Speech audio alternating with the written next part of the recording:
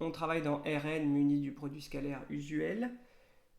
On note U et V, ces deux vecteurs. F, le supplémentaire orthogonal de la droite engendré par le vecteur V. En toute rigueur, je devrais mettre des parenthèses ici.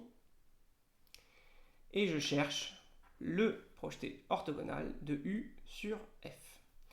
Alors ici, c'est plus facile de calculer le projeté orthogonal de U sur F orthogonal, puisque F orthogonal, c'est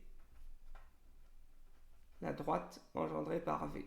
Et donc je sais calculer facilement le projeté orthogonal de U sur cette droite.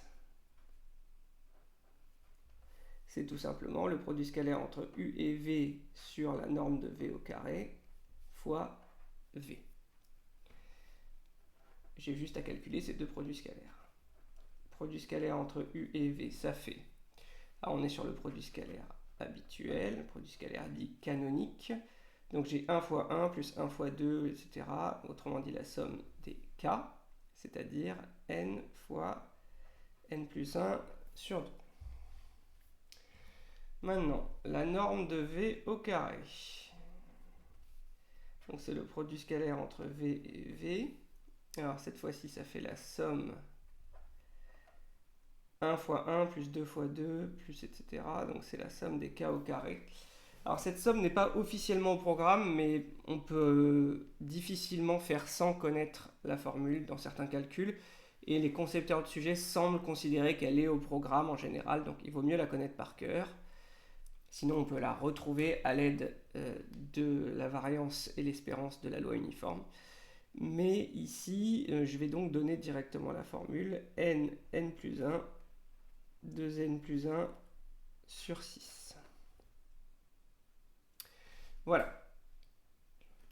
Donc, j'obtiens que le projeté de U sur F orthogonal, c'est égal à nn plus 1 sur 2 divisé par tout ça, ça me fait plus que 3 sur 2n plus 1 fois V. Et pour finir, j'utilise le fait que le projeté orthogonal de U sur F est égal à U moins le projeté orthogonal de U sur F orthogonal.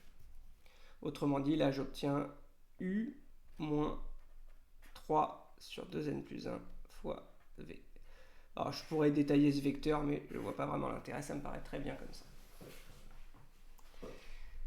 Alors, le barème. Un point pour dire que F orthogonal est égal à vec de V.